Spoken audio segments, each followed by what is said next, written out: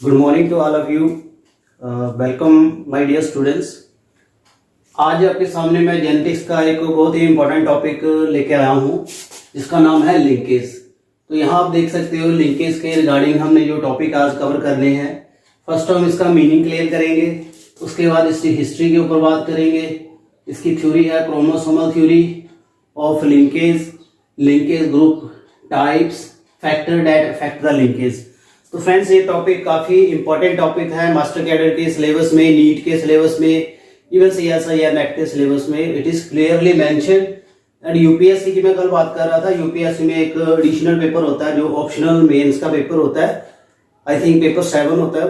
तो उसमें जियोलॉजी या बॉटनी आप अडॉप्ट कर सकते हो और उसमें ये जेनेटिक्स का काफी रोल है।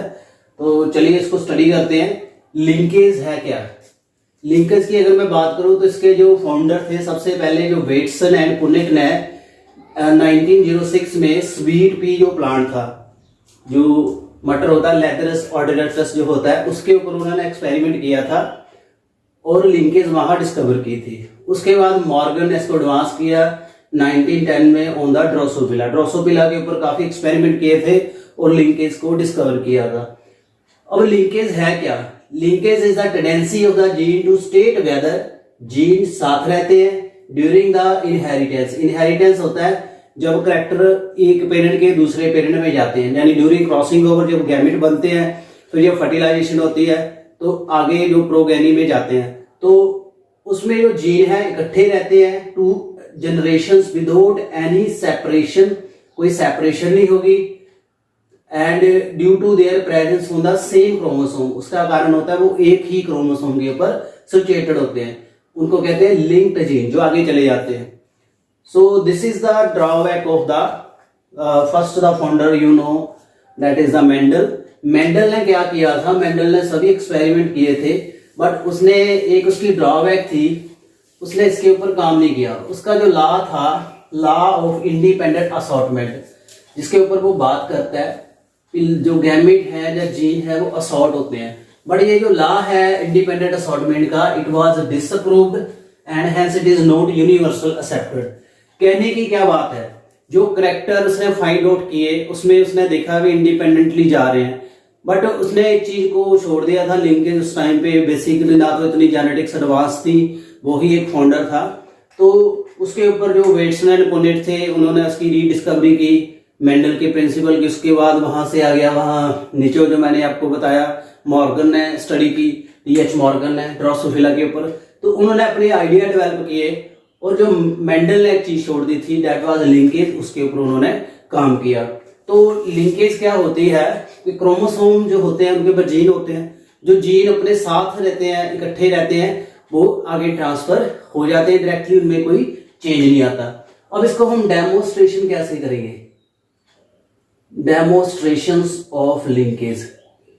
अगर लिंकेज को हमने डेमोन्स्ट्रेट करना हो तो क्या करेंगे?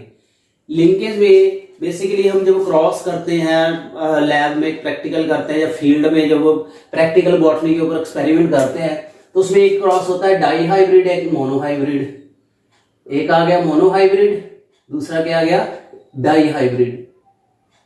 अब इसमें लिंकेज को कैसे फाइंड करेंगे? जो उसकी मोनोहाइब्रिड क्रॉस होगी एंड डाई हाइब्रिड क्रॉस होगी उसमें जो कैरेक्टर्स हैं वो रेशो के अकॉर्डिंग हम इसको स्टडी कर लेंगे। अब इसमें जो डाई हाइब्रिड क्रॉस है मोनोहाइब्रिड क्रॉस है सिंपल ही चलेगी। तो यहाँ पे जो रेशो का डिफेक्ट चेंज होना शुरू हो जाएगा। तो यहाँ जो रेशो है 3:1 आएगी मोनोहाइब्रिड की, डाई हाइब्रिड की रेशो 3:1 आएगी। किसमें? जिसमें लिंकेज है। अगर लिंकेज नहीं है इसमें तो 3:1 आ गई, दोनों में 3:1 आ गई, मोनो में डाई में इसकी 1 आ गई। तो जिसमें लिंकेज नहीं उसकी आएगी 9:3 3:1 जिसमें इंडिपेंडेंट असॉर्टमेंट हुई है। और यहाँ पे इसका जो फिनोटाइपिक आएगा 1:1, इसका आएगा 1:1 1:1 1:1। तो ये आपने याद रखना है। This is the linkage, this is the unlinkage जिसमें लिंकेज नहीं हुई। क्योंकि अगर लिंकेज नहीं होगी तो इंडिपेंडेंटली जो गैमेट है वो असॉर्ट हो जाएंगे। इतना मैं उम्मीद करता हूं आपको यहां से क्लियर हो गया होगा। आगे हम इसको फर्दर कंटिन्यू करते हैं। Arrangement of the gene. अब हम अगर जीन को देखें क्रोमोसोम के ऊपर किस तरह से होते हैं, सिचुएटेड होते हैं। जो क्रोमोसोम है मॉर्फोलॉजिकल सिमिलर होते हैं and same arrangement of gene होता है, उसको कहते हैं होमोलोगस क्रोमोसोम। ये होमोलोगस क्रोमोसोम की मैं डेमोन्स्ट्रेशन दे रहा हूं। तो हम कैसे देखेंगे, दो तरह से जीन सिचुएटेड होते हैं, एक होता है सिस अरेंजमेंट, एक होता है ट्रांस। ये आपने यहां फोकस करना है, सिस अरेंजमेंट एंड ट्रांस। हर एक जो जीन होता है उसका एक अलील होता है, एक तो डोमिनेट करता है, एक रिसेसिव होता है। अगर मैं बात करूं, दो हम यहां जीन लेके चले, gene A and B, these are the dominant, और दूसरा उसके पास जो होमोलोगस है उसके ऊपर आगे रिसेसिव ए एंड बी। अगर हमारे पास ये अरेंजमेंट है, इसको हम कहेंगे सिस अरेंजमेंट। क्या कहेंगे? सिस अरेंजमेंट। अगर मैं यहां पे सेकेंड प्रोबेबिलिटी को ड्रा करके बताऊं आपको,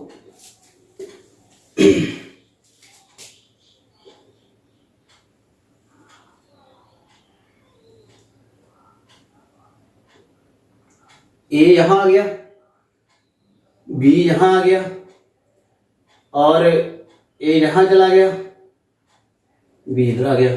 ट्रांस आ गए एक दूसरे के, डोमिनेट इधर चले गए क्रॉस में, ये इधर चल गए। This is the trans arrangement.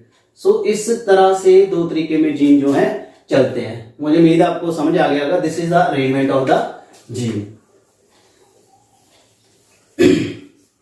Next इसके ऊपर आगे हम फर्दर कंटिन्यू करते हैं, linkage group. Next is the linkage group. अब लिंकेज ग्रुप है क्या? लिंकेज होती है, क्रोमोसोम जो होते हैं वो अपने साथ जीन को लेके चलते हैं। जितने ऑर्गेनिज्म के हैप्लॉइड सेट में क्रोमोसोम होंगे उसके साथ उसके ग्रुप बनेंगे। जैसे हमारे हैप्लॉइड सेट में 23 होते हैं क्रोमोसोम, तो इसका 2n आता है 46, तो हमारे पास 23 लिंकेज ग्रुप हैं।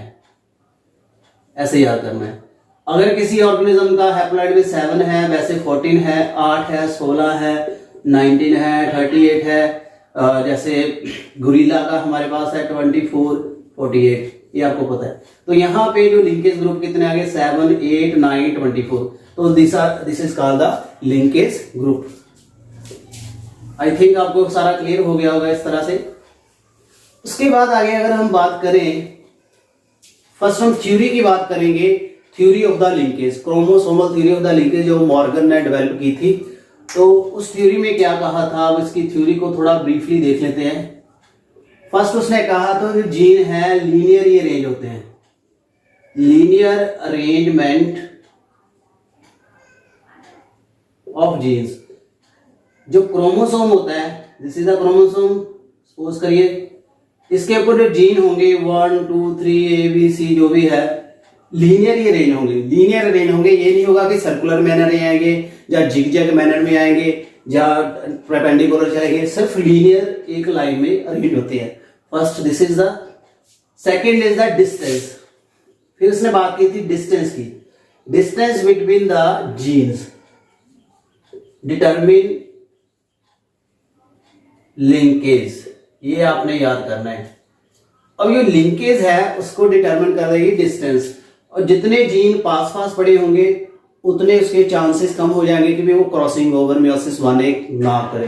अगर जितने दूर होंगे उसके जो पार्ट है, जो सेगमेंट है क्रोमेटिड आर्म है, वो टेंगल होने के चांसेस बढ़ जाएंगे, तो इसलिए वहां लिंकेज बढ़ जाएगी। यानी डिस्टेंस जितनी ज्यादा होगी जीन में उतने लिंकेज के चांसेस कम हो जाएंगे, जितनी डिस्टेंस कम होगी उतनी लिंकेज ज्यादा होगी। तो this is the second principal.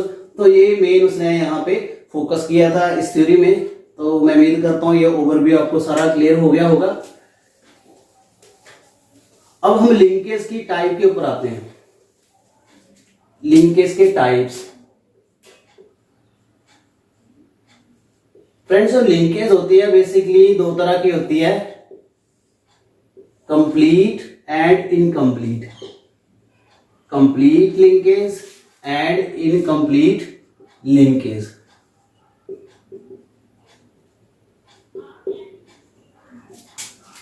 ये आगे कंप्लीट लिंकेज, इसके ऊपर डिटेल में विद एग्जांपल करवाऊंगा। एक थर्ड टाइप की लिंकेज आ जाती है, यहां से लगा लेते हैं, that is a sex linkage. एक सेक्स लिंकेज भी है। अब ये हम यहाँ डिटेल में करेंगे। तो अगर डेमोन्स्ट्रेशन कंप्लीट आ रही है, जो मैंने आपको बताया मोनो हाइब्रिड क्रॉस 3:1 है, डाई हाइब्रिड क्रॉस 3:1 है, तो कंप्लीट लिंकेज है। अगर उसमें प्रॉब्लम आ रही है दैट वुड बी इनकम्प्लीट। तो हम इसको अभी डिटेल में करेंगे। मैं उम्मीद करता हूँ आपको इतना क्लियर हो गया होगा मेरा ये टॉपिक। स्टूडेंट हम कंटिन्यू कर रहे थे विद द लिंकेज। तो फर्स्ट हम यहाँ पे करवाएंगे आपको कंप्लीट लिंकेज। तो कंप्लीट लिंकेज के ऊपर एक्सपेरिमेंट किया था मॉर्गन ने 1919 में। तो उसने कहा था लिंकेज क्या होती है जब सेपरेशन ना हो। तो कंप्लीट लिंकेज में विदाउट एनी क्रॉसओवर जेन आगे चले जाएंगे, कोई भी कॉम्बिनेट नहीं बनेगा। तो उसने मेल ड्रोसोफिला के ऊपर एक्सपेरिमेंट किया था, कोई सेपरेशन नहीं हुई इसमें। उसने लिया red eye normal wing male, purple eye vestigial wing. दो स्टेज लिए उसने, एक में रेड आई थी नॉर्मल विंग, यानी रेड आई होती है उसकी नॉर्मल विंग जो है बहुत ही प्रीडोमिनेंट कैरेक्टर है ड्रोसोफिला का, और purple and vestigial wing is the very rare character but they normally equally express in the generation. तो उसका एक दूसरे के साथ कोई रिकॉम्बिनेंट नहीं बना। तो उसने F1 में सभी देखे हाइब्रिड बने, इसमें कोई डिमार्केशन नहीं थी। F2 में ये भी बन गया, ये भी बन गया 50-50%, यानी रेड भी पेयर हो गया, पर्पल भी पेयर हो गया, that it was no crossing over.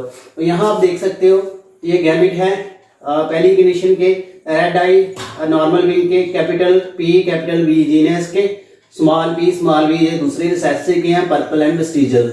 यहाँ इसके हाइड्रोजाइगस बन गया। और उसके बाद उसने टेस्ट क्रॉस किया। टेस्ट क्रॉस कैसे होती है, पेरेंट के साथ F1 की करवाते हैं। F1 की जब पेरेंट के साथ करवाई तो उसको क्या मिला, that was red eye normal wing, और रेड आई नॉर्मल विंग आ गया, पर्पल आई वेस्टिजियल विंग, तो ऐसे आ गया। तो this is called the complete linkage. अगर मैं आप इसको थोड़ा डेमोस्ट्रेट करके बताऊं जीन के लेवल पे, तो आप इसको इजीली यहाँ ग्रैस्प कर लोगे।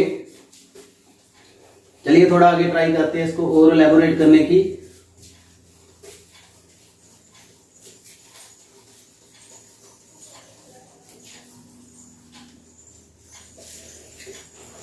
जैसे हम देखें कि एक गैमेट है, गैमेट में क्रोमोसोम है, एक क्रोमोसोम ये है, एक क्रोमोसोम ये है, यानी इसको दो कलर से शो कर रहा हूं। इसमें भी ऐसे आ गया। अब इसकी मेयोसिस कराते हैं, मेयोसिस में गैमेट बनेंगे। तो गैमेट में ऐसे जीन आ गए, इसमें भी ऐसे आ गया, कोई यहां रिकॉम्बिनेट नहीं बन रहा। डार्क वाला डार्क में आ रहा है, ये यहाँ है, कोई यहाँ आधा डार्क नहीं हुआ, ज्यादा व्हाइट नहीं हुआ। तब इसकी अगर हम प्रोगेनी बनाएंगे तो इसमें ये भी फॉर्म आ जाएगा और ये भी आएगा। और मैं उम्मीद करता हूं आपको ये क्लियरली मेंशन हो गया होगा।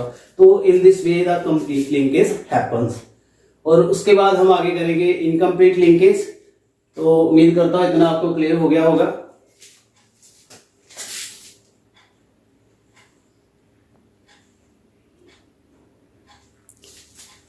तो स्टूडेंट हमने कंप्लीट लिंकेज आपको कंप्लीटली समझा दिया है। आई होप आपको क्लियर हो गया होगा।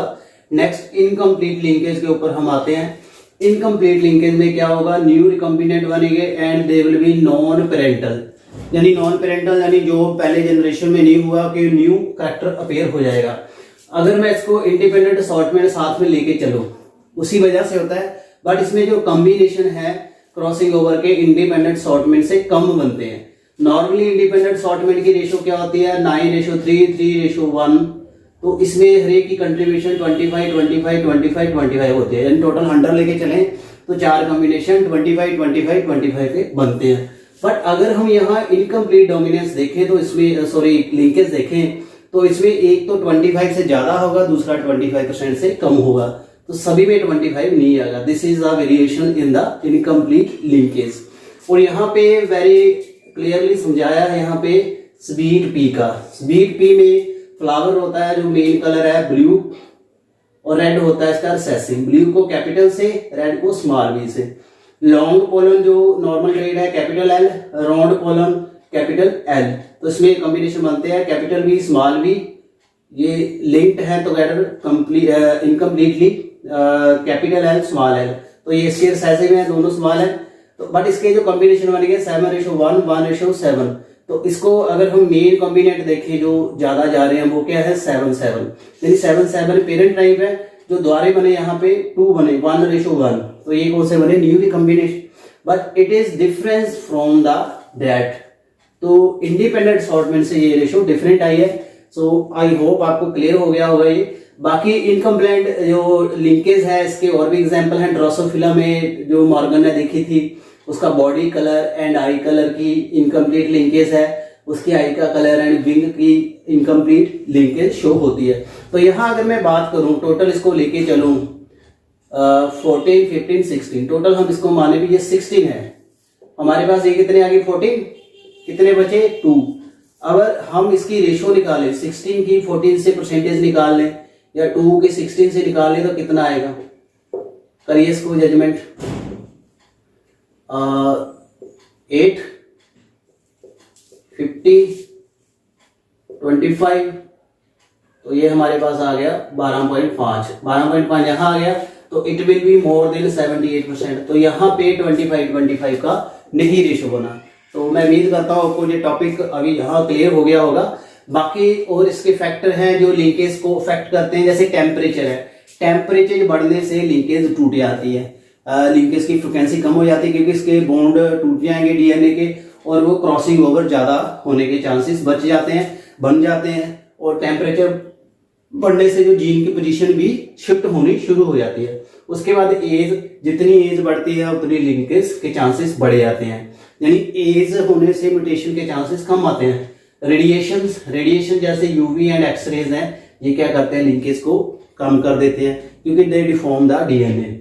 डिस्टेंस जितनी जीन में होगी उतनी ज्यादा लिंकेज होगी। ये तो मैंने क्रोमोसोमल थ्योरी जो दी थी मॉर्गन ने उसमें पूरा क्लियरली समझा दिया है। बाकी लास्ट में इसका आता है सिग्निफिकेंस। अब फ्रेंड्स सिग्निफिकेंस क्या होगा आप मान के चलिए, मुझे जरा बताइए कि सिग्निफिकेंस क्या है लिंकेज का। अभी आपके दिमाग में ये कंसेप्ट फ्रेम कर गया होगा और इजीली आप इसको समझ पाओगे। जैसे मैं आपकी बात करूं ह्यूमन से ही एग्जांपल लेके चलें, काफी ज्यादा इतने जीन हैं जो लिंक्ड रहते हैं, यानी क्रॉसिंग ओवर बहुत रेयर होती है, क्रॉसिंग ओवर होती है, बट ये नहीं होता कि सारे जीन ही क्रॉसिंग ओवर में पार्टिसिपेट कर जाएं। अगर ऐसा होगा तो क्या बनेगा, थोड़ा ज्यूम करिए कि आपकी बॉडी में अबाउट 40,000 जीन है, ठीक है, तो सारे ही म्यूटेट कर जाएं तो क्या होगा, तो कोई बनेगा नहीं, ह्यूमन की कोई ऑर्गेनाइजेशन नहीं होगी। सपोज करिए आपकी आई का कलर वाले जीन है, लेंस के जीन है, वो डिमोफॉर्म हो जाएं। आपके वर्टिब्रल कॉलम को डिजाइन करने वाले, जो आपकी टेल के करेक्टर को वेस्टिजियल है, जो नीचे सेक्रो वर्टिब्रा है उसको खत्म करते हैं, वो टेल वाला करेक्टर वो अपीयर भी होता, वो अपीयर हो जाए, आपकी आई की पोजीशन डिफॉर्म हो जाएगी, ब्रेन डिफॉर्म हो जाएगा। तो ऐसा नहीं होगा। इसलिए क्यों नहीं होगा, क्योंकि लिंकेज आपको बचा के रखती है। कुछ ऐसे जीन है जो पीढ़ी दर पीढ़ी चलने जरूरी होते हैं, वो ह्यूमन की या किसी और भी ऑर्गेनिज्म की वो कंटिन्यूटी बढ़ाते हैं, उससे दूर से पता चल जाता है this is the human, this is the cow, this is the rose, this is the snake, crocodile, so on, जो भी नेचर ने बनाया है। So linkage is very useful phenomena nature ने, उसकी जो कह सकते हो इसका जो ट्रीजर है, खजाना है, किसी ऑर्गेनिज्म की आइडेंटिटी है, उसको संभाल के रखा है। तो लिंकेज हमें संभालती है, हमें आइडेंटिटी बनाती है। कोई भी थोड़ी बहुत ही क्रॉसिंग ओवर होनी जरूरी होती है, क्योंकि टाइम के साथ क्या होता है, जो पुराने जीन होते हैं वो न्यू एनवायरनमेंट में वो उतनी प्रोटीन जो बनाते हैं वो सफिशिएंट नहीं होती, अडेप्टेबल नहीं होती, इसलिए न्यू करैक्टर आने भी जरूरी होते हैं।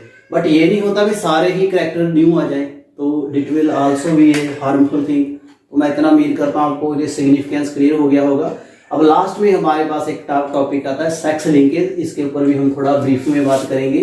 सेक्स लिंकेज है क्या? सेक्स लिंकेज जैसे मैंने बताया जो सेक्स क्रोमोसोम के ऊपर होता है, एक्स और Y, X X female, X Y male, तो इसके ऊपर भी हम थोड़ा ब्रीफ में आपको करवाएंगे।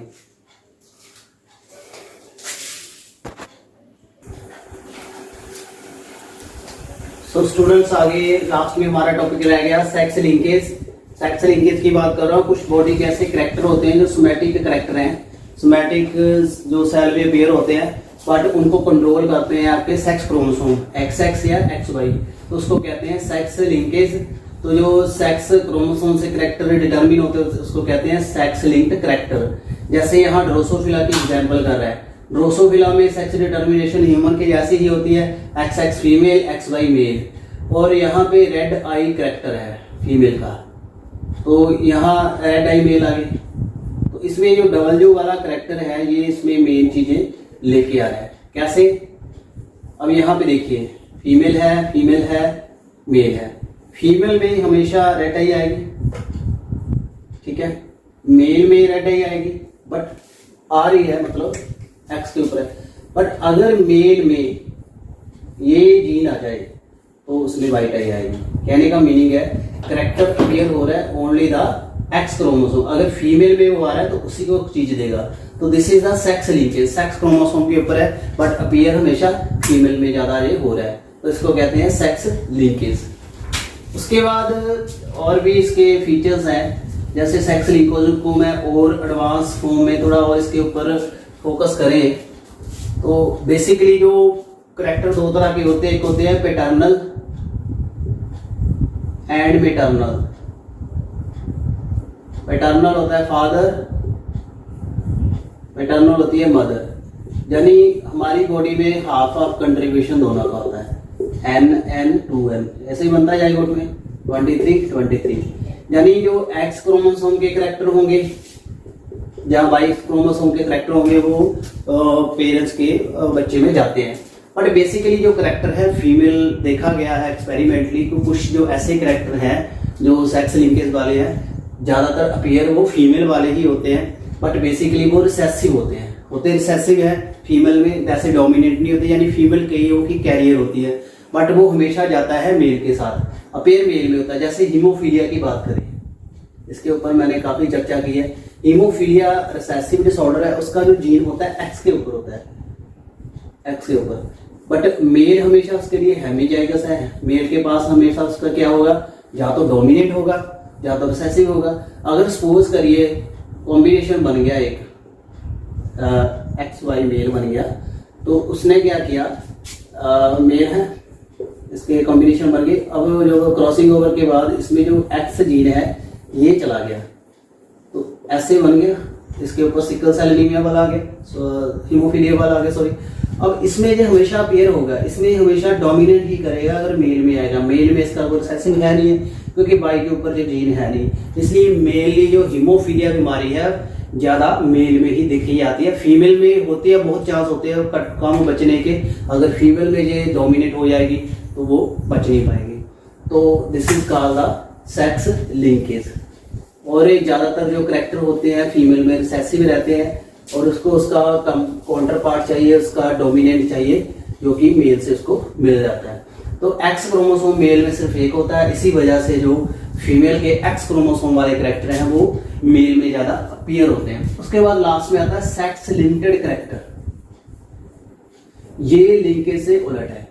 क्या होता है, कई बार हमारी बॉडी में कुछ ऐसे करेक्टर हैं जो कि ऑटोसोम के ऊपर होते हैं, autosomal character mail and female में, जैसे पिक्चर वाइस की हरास मेल की भारी आवाज होती है, उसके बियर्ड दाढ़ी आएगी। ये जो चीजें हैं जो मेल एंड फीमेल के करेक्टर होते हैं। फीमेल को उसकी तीखी आवाज से पहचाना जाता है, मेल को उसकी भारी आवाज से, उसकी दाढ़ी मूंछ से पहचानते हैं। अब ये कंट्रोल कैसे होते हैं, ये करेक्टर होते हैं बेसिकली ऑटोसोमल के ऊपर जो आपके 22 क्रोमोसोम है। बट इसको कौन करता है, they are controlled by the sex hormone. Sex hormone जो मेल एंड फीमेल के हैं they are again under control of XX and XY। ये आपको पता होगा मॉलिक्यूलर लेवल पे जो सेक्स हार्मोन है, जो गोनाडल डेवलपमेंट है, यही हमें देते हैं। जो अगर TDF फैक्टर ग्रो हो जाए तो टेस्टिस में बन जाएगा, जो फीटल लाइफ में अगर वो फैक्टर ना भी होगा तो फीमेल बन जाएगी, यानी बाय डिफॉल्ट सभी फीमेल होती है। यानी ये जो करेक्टर हैं सेक्स हार्मोन की जो कंडीशन है जो XX XY लेके आते हैं, इनकी जो एक्टिविटी है वो इन हार्मोन की स्क्रीशन को अफेक्ट करती है, इन टर्न ये ऑटोसोम को अफेक्ट करते हैं, उसी वजह से ये करेक्टर आते हैं। यानी these are called sex limited character, यानी सेक्स से ही लिमिटेड है। सेक्स सही तरह से पेयर हो गया, XX आ गया, XY आ गया, तो ये करेक्टर नॉर्मली आने हैं सभी में। कई बार ऐसा होता है टर्नर सिंड्रोम आ गया X0 फीमेल में, उसका X है नहीं है, वो फीमेल मेल की तरह काम करेंगी। XXY आ गया सुपर फीमेल आ गया, है मेल है, शो करेगा फीमेल के करेक्टर।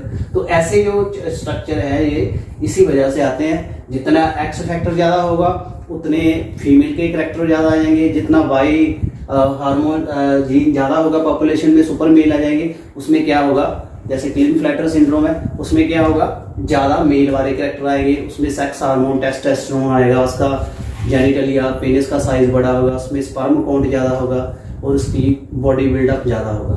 तो this was all about the linkage, और मैं उम्मीद करता हूँ ये टॉपिक आपको ईजिली फ्रेम हो गया होगा दिमाग में। इसके रिलेटेड कोई भी कंफ्यूजन क्वेरी है you can comment me any time, WhatsApp पे कर सकते हो। और ऐसे ही चैनल के साथ बने रहिए, वीडियो ज़्यादा से ज़्यादा शेयर करिए ताकि हम और भी आपको यूजफुल वीडियो प्रोवाइड करें। Thank you very much and have a nice day.